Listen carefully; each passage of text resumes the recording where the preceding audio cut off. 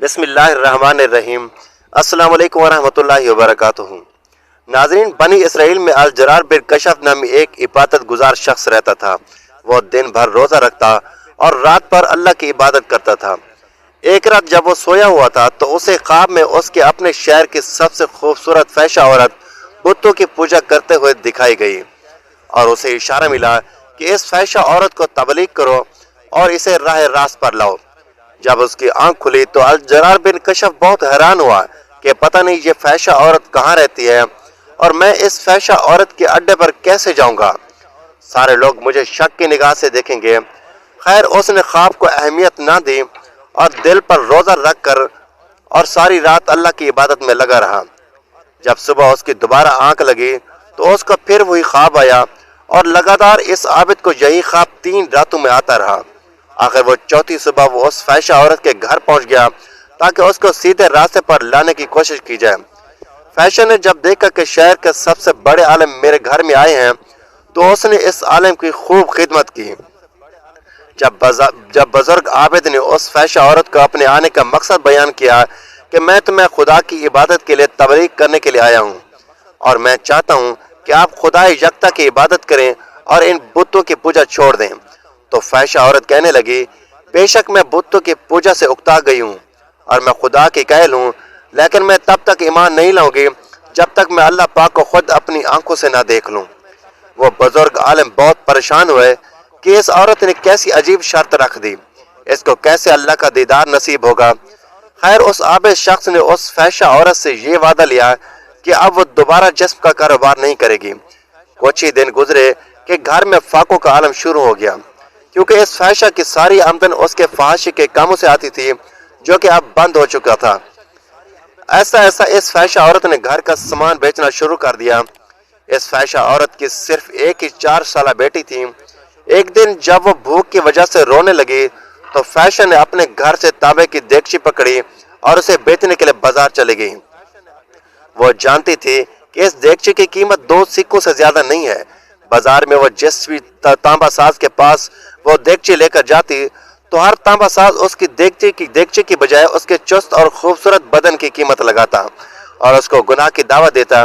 جب وہ کسی کو دیگچی دکھاتی تو اکثر تانبا ساز اس کا ہاتھ ہی پکڑ لیتے اور اس کو غلط اشارے کرتے۔ وہ بار بار لوگوں کو بتاتی کہ اب میں توبہ کر چکی ہوں، اب یہ غلط کام نہیں کروں گی۔ خیر، کوئی اس کو 80 سکے تو کوئی 100 سکوں کی آفر کرواتا۔ وہ یہ جان چکی تھی کہ یہ لوگ ہوس کے پجاری ہیں، بس میرے جسم کی قیمت لگا رہے ہیں، جب اس دیگچے کی قیمت تو صرف 2 سکے ہے۔ وہ مایوسی کے عالم میں یہ سوچتے ہوئے بازار سے نکل رہی تھی کہ یہ کیسے ایمان والے لوگ ہیں جو لوگوں کی مجبوریاں خریدنے کے لیے بیٹھے ہیں۔ اس سے بہتر تو یہی ہے کہ میں بے ایمان ہی رہوں۔ اتنے میں اچانک ایک باریش جوان لڑکا اس فحشہ عورت کو آواز لگاتا ہے، بہن کیا اس دیگچی کو آپ مجھے بیچیں گی؟ یہ بازار کی بالکل آخری دکان تھی۔ فحشہ عورت نے دیگچی اس کی میز پر رکھ دی۔ اس بار اس لڑکے نے دیگچی کو الٹ پلٹ کر دیکھا اور بنا اس فحشہ کے چہرے پر نظر ڈالے 2 سکے میز پر رکھ دیے۔ اس فحشہ عورت نے سکے اٹھائے اور گھر آ گئی۔ وہ اس لڑکے کی رویے سے بہت متاثر ہوئی کہ چلو کوئی تو ملا جس نے میری شکل و صورت کے نہیں بلکہ دیگچی کے ہی پیسے دیے ہیں۔ اگلے دن اسی فحشہ عورت نے پھٹا پرانا برقع پہنا، نقاب کر کے اس طرح کی ایک اور دیگچی پکڑی اور دوبارہ اسی تانبے کے بازار میں پہنچ گئی۔ اس نے اپنی حالت ایسی بنا لی کہ دیکھنے والے کو لگے کہ یہ غریب بڑھیا ہے۔ وہ سب تاجروں کے پاس گئی۔ وہ جس تانبا ساز کو اپنی دیگچی دکھاتی تو وہ اسے توڑ کر کہتا 2 سکے ملیں گے۔ عورت کہتی 6 سکوں میں بیچوں گی، پر کوئی تانبا ساز اسے 2 سکوں سے زیادہ دینے کو تیار نہ تھا۔ وہ بہت حیران ہوئی کہ یہی لوگ کل اسی دیگچی کو 80 سے 100 سکوں میں خریدنے کے لیے تیار تھے، اور آج جب میں کہہ رہی ہوں کہ میں ایک غریب ہوں اور میری بیٹی بیمار ہے تو کوئی بھی مجھے اس دیگچی کے بدلے 6 سکے دینے کو تیار نہیں۔ اس کا مطلب ہے کہ یہ لوگ اللہ کے پجاری نہیں، یہ تو ہوس پرست ہیں اور خوبصورت جسم کے پجاری ہیں۔ خیر، پھر میں اس باریک خوبصورت لڑکے کی دکان پر پہنچی جس نے کل اسی طرح کی دیگچی 2 سکوں میں خریدی تھی۔ وہ نوجوان اپنے کام میں مصروف تھا۔ غریب بڑھیا کے بھیس میں اس فحشہ عورت نے کہا، میں یہ برتن بیچنے کے لیے لائی ہوں اور میں اسے 6 سکوں میں بیچوں گی، کیا آپ مجھے اس دیگچی کے 6 سکے دیں گے؟ تانبا ساز نے پوچھا 6 سکوں میں کیوں؟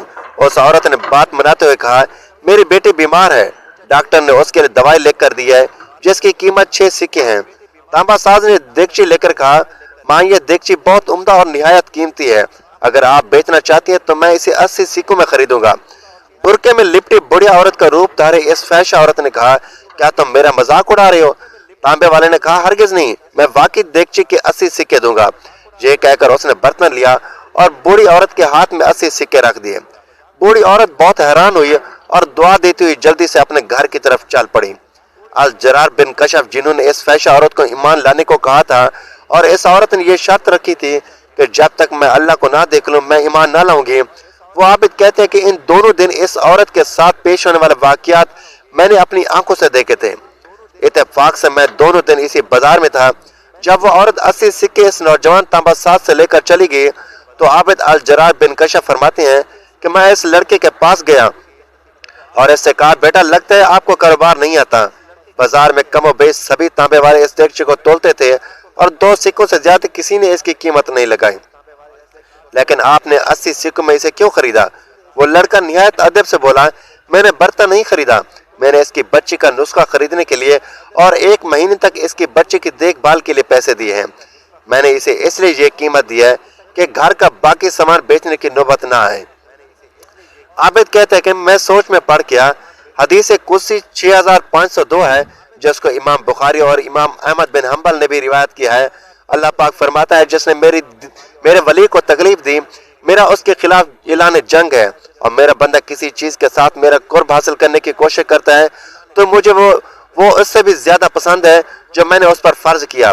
मेरा बंदा जब नवाफिल के साथ मेरा कुर्ब हासिल करता है तो मैं उससे मोहब्बत करने लगता हूँ, और जब मैं उससे मोहब्बत करने लगूं तो उसका कान बन जाता हूँ जिससे वो सुनता है, मैं उसकी आंख बन जाता हूँ जिससे वो देखता है, और उसका हाथ बन जाता हूँ जिससे वो पकड़ता है, उसका कदम बन जाता हूँ जिससे वो चलता है, और जब वो मुझसे मांगता है तो मैं उसे देखता हूँ, और जब बख्शिश तलब करता है तो मैं उसे बख्श देता हूँ, और जब मेरी पनाह में आना चाहता है तो मैं उसे पनाह देता हूँ।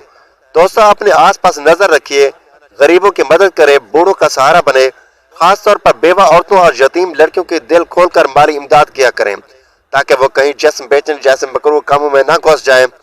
बेशक मजबूरी इंसान को बुराई की तरफ ले जाती है। आइए आज इसे ऐद करते हैं कि हम सदका और खैरात को अपनी जिंदगी का एक खास मकसद बना लेंगे। आया अल्लाह पाक इस वीडियो के तमाम सुनने और देखने वालों के गुनाह माफ फरमा और बरोज़े क़यामत हमारे हिसाब में नरमी फरमाना। आया अल्लाह पाक हमारी जिंदगी को हर किस्म के हसद और शर से महफूज फरमा और तमाम जरूरतमंदों की जरूरतें पूरी फरमा। आमीन। नाजरीन, वीडियो अच्छी लगी तो वीडियो को लाइक करें, शेयर करें, चैनल को सब्सक्राइब करें, ताकि हर आने वाले इस तरह की मालूमाती वीडियो सबसे पहले आप तक पहुंचे। तो नाजरीन, अगली वीडियो तक के लिए इजाज़त दीजिए। अल्लाह हाफिज़।